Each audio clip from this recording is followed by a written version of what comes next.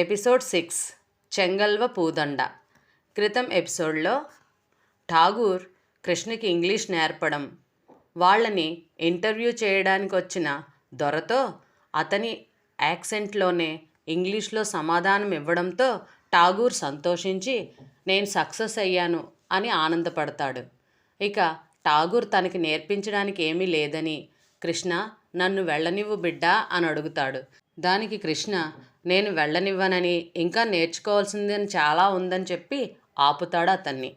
తరువాత అతనికి పార్వతికి మధ్య జరిగిన సంభాషణలు, తల్లి గురించి అన్ని విషయాలు చెప్పి లక్ష్మీనారాయణ తనని ఏ విధంగా మోసం చేసి హత్య కేసులో ఇరికించాడో చెప్తాడు.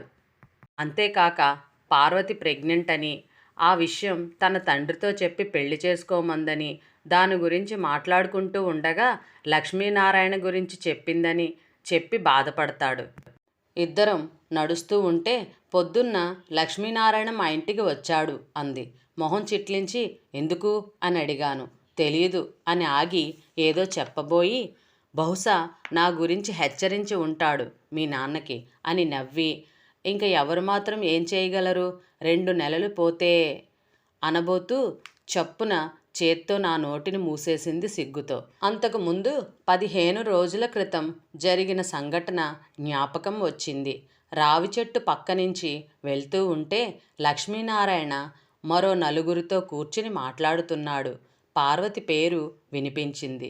చాలా చురుకైన పిల్లరోయ్, ఇంకా ఎవరు పుణ్యం కట్టుకోలేదనుకుంటా.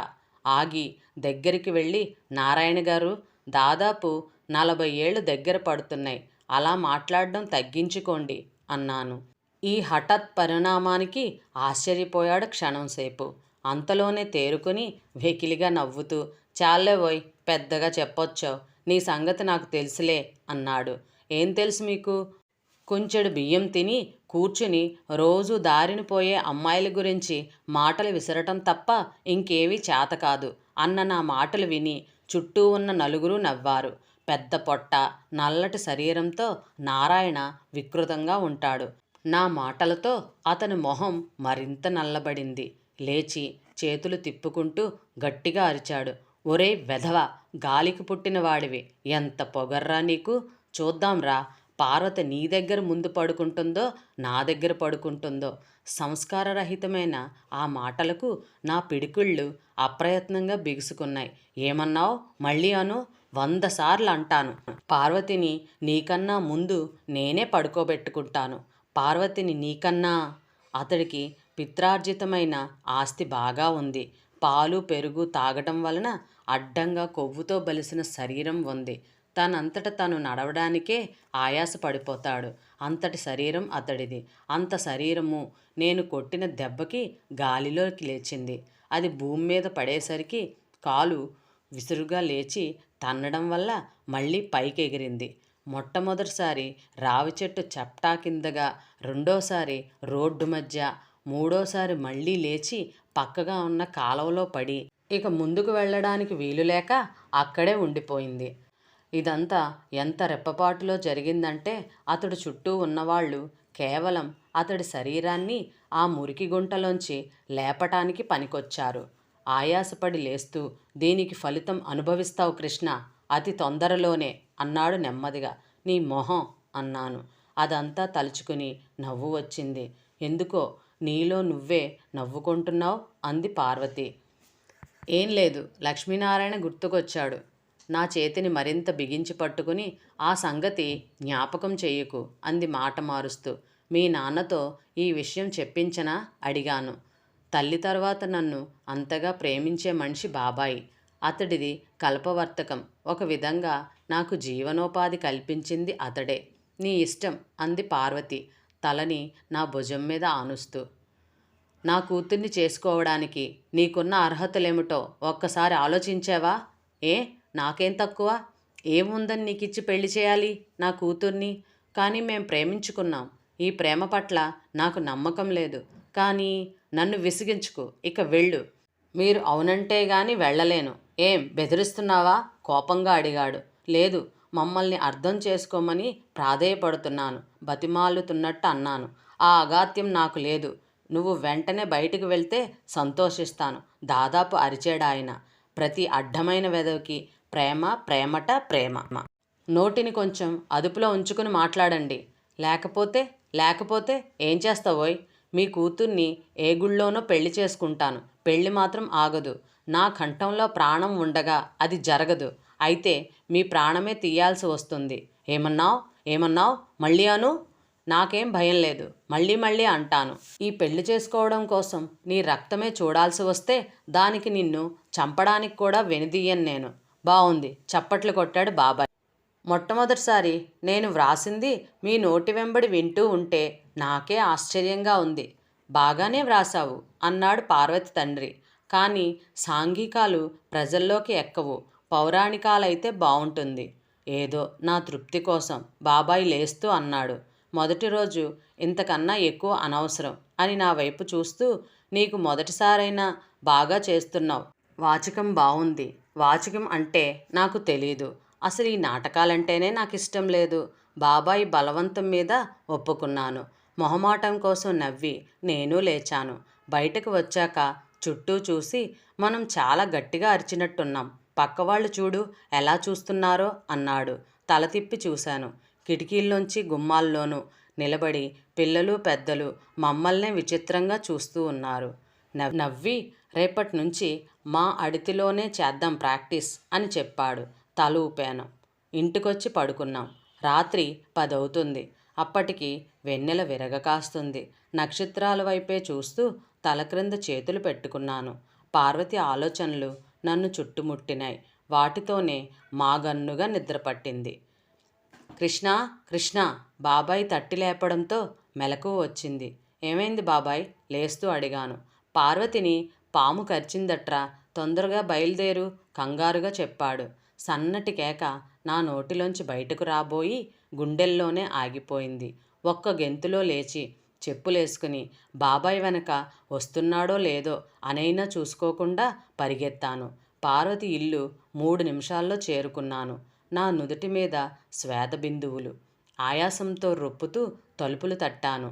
నెమ్మదిగా వాటంతట అవే తెరుచుకున్నాయి. తెరుచుకున్నప్పుడు తలుపుకు ఆనుకున్న గుణపం క్రింద పడింది. తీసి పక్కన పెట్టాను. ఇల్లంతా నిర్మానుష్యంగా నిశ్శబ్దంగా ఉంది. నా మనసు కీడును శంకించింది. ఆలస్యంగా వచ్చానా? ఈ ఆలోచన వచ్చేసరికి వణికిపోయాను. ఏది పార్వతి? ఎక్కడికి తీసుకెళ్లారు? నాలో ఆందోళన ఎక్కువ కాసాగింది. ఆలోచనలతోనే పక్క గదిలోకి అడుగుపెట్టాను. అంతే, 1000 వోల్టుల విద్యుద్ఘాతం తగిలినట్టు నిశ్చేష్టుడినయ్యాను. నోటి వెంట మాట రాలేదు. కుర్చీలో పార్వతి తండ్రి ముందుకు వాలిపోయి ఉన్నాడు. తల వెనుక భాగం పగిలి నుజ్జైపోయి ఉంది. చటుక్కున వెనక్కి తిరిగాను. క్షణం ఆలస్యం. అప్పటికే తలుపులు మూసుకున్నాయి. బలంగా పట్టుకుని లాగాను. కిటికీలోంచి లక్ష్మీనారాయణ మొహం కనిపించింది. నా దవడ కండరాలు ఆవేశంతో బిగుసుకున్నాయి. నారాయణ అరిచాను. పక్కకు తప్పుకున్నాడు. బయట నుంచి బాబాయ్ కంఠం రహస్యం చెప్తున్నట్టు వినిపించింది. గుమ్మం పక్కనే గుణపం ఉంది. తలుపులు పగలగొట్టుకుని వచ్చేయ్, చాలా నెమ్మదిగా నా ఒక్కడికే వినిపించేలా అన్నాడు. నాలో విచక్షణా జ్ఞానం పూర్తిగా నశించింది. గుణపాన్ని 2 చేతులతో పట్టుకుని విసురుగా తలుపు మీదకి ఎత్తాను.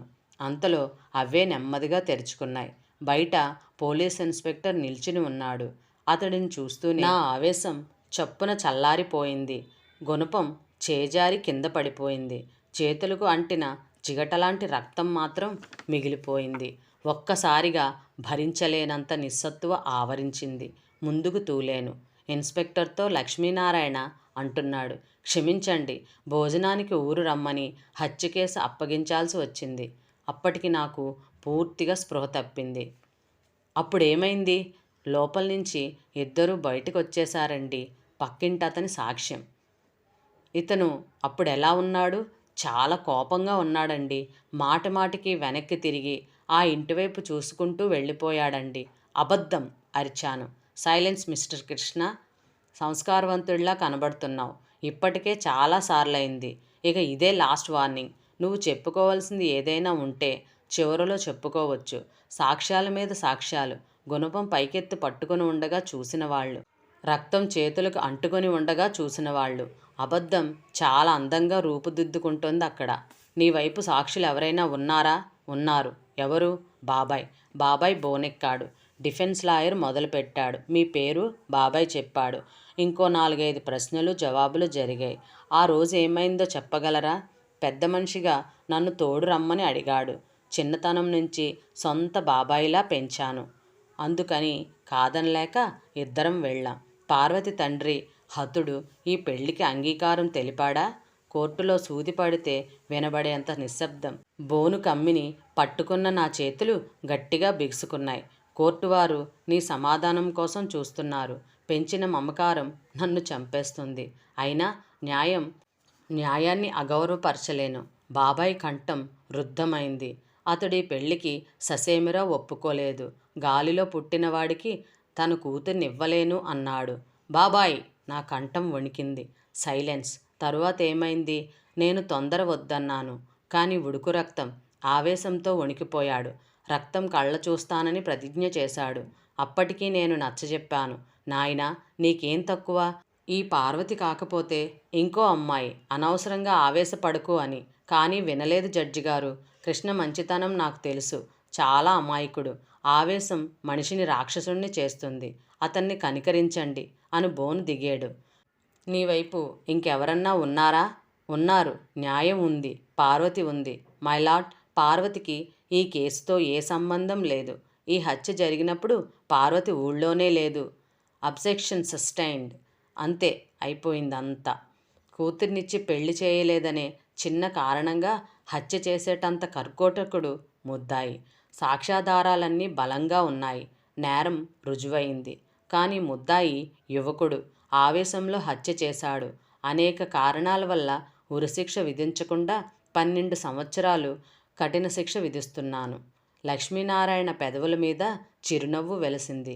బాబాయ్ కళ్ళల్లో మెరుపు మెరిసింది. విచారించడానికి నా వాళ్ళెవరూ లేరు.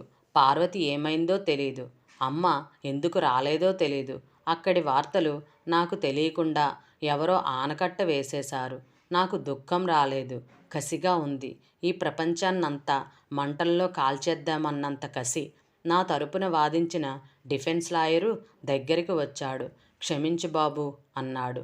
ప్రాసిక్యూషన్ కేసుని బియాండ్ డౌట్ నిరూపించలేకపోయిందని నాకు తెలుసు. కానీ మన వైపు సాక్ష్యాలు లేవు. విషాదంగా నవ్వాను. పర్లేదు ప్లీడర్ గారు, మీరు చేయగలిగిందంతా చేశారు. నా వైపు దురదృష్టం ఉంది అంతే. వెనక పోలీసులు నడుస్తూ ఉంటే వ్యాన్ దగ్గరికి నెమ్మదిగా నడిచాను. అందరూ నా వైపే చూస్తున్నారు. తల బాగా దించుకుని నడుస్తూ చటుక్కున ఆగాను. అవే పాదాలు. లావుగా నల్లగా తల ఎత్తాను. లక్ష్మీనారాయణ నవ్వుతున్నాడు. పక్కనే బాబాయ్. నారాయణ దగ్గరగా వచ్చి అన్నాడు. మాట నిలబెట్టుకున్నాను కృష్ణ అన్న దానికన్నా తొందరలోనే. నా మొహంలోకి రక్తం వడిగా ప్రవహించింది. మెడనరాలు ఉబికినాయి. కాండ్రించి అతని ముఖం మీద ఊశాను. వెనక నుంచి విసురుగా లాఠీ వచ్చి తగిలింది. ముందుకు తూలిపడ్డాను. వెనక నుంచి నవ్వులు మరింత గట్టిగా వినపడ్డాయి. పాపం సింహం పిల్ల అంటున్నాడు బాబాయ్. చేతుల మీదుగా నెమ్మదిగా లేచాను. బాబాయ్, పళ్ళు కొరికాను. అనా డబ్బుల కోసం గడ్డి కొరికావు బాబాయ్. బంధుత్వానికి ఉన్న గౌరవాన్నే మంట కలిపావు. డబ్బొకటే కాదులే, ఇంకోటి ఉంది అన్నాడు లక్ష్మీనారాయణ ఓరగా బాబాయిని చూస్తూ. బాబాయ్ ముసుముసుగా నవ్వాడు. బాబాయ్, నేను గర్జించేసరికి అతడి నవ్వు ఆగిపోయింది. పార్వతి తండ్రి దగ్గర నేను రక్తం కళ్ళ చూస్తానని అన్నానని సాక్ష్యం ఇచ్చావు కదూ? అప్పుడు అనలేదు బాబాయ్, ఇప్పుడు అంటున్నాను. నేను బయటకు వచ్చిన తరువాత నీ రక్తం కళ్ళ చూస్తాను. నా చేతులతో స్వయంగా నిన్ను వెనక నుంచి తల మీద విసురుగా కొట్టాడు పోలీసు. తూలిపడ్డాడు. ముక్కులోంచి కారిన రక్తానికి దుమ్ము అంటుకుని మొహం వికృతంగా తయారైంది. క్షణం అచేతనుడయ్యాను. భుజం పట్టుకుని పోలీస్ పైకి లేపాడు. చెయ్యి కలుక్కుమంది. వెనక నుంచి ముందుకు తోసారెవరో. 2 అడుగులు వేశాను. లక్ష్మీనారాయణ నా పక్కగా వచ్చాడు. ఒక్క ఆవేశమే ఉంటే చాలదు కుర్రోడా. చదరంగం ఆడాలంటే తెలివితేటలుండాలి. వ్యాన్ మొదటి మెట్టు ఎక్కాను. ఆవేశంగా అంతా దిగిపోయి ప్రశాంతంగా ఉంది నా మొహం. గుమ్మం దగ్గర కడ్డీ పట్టుకుని పక్కకు తిరిగి అతడి వైపు చూశాను. అవును లక్ష్మీనారాయణ, ఈ జీవితపు చదరంగంలో ప్రత్యర్థిని ఓడించడానికి ఆవేశం కాదు కావలసింది, తెలివితేటలు. కాసుకో. సరిగ్గా 12 సంవత్సరాల తరువాత నీతో చదరంగం ఆడడానికి వస్తాను.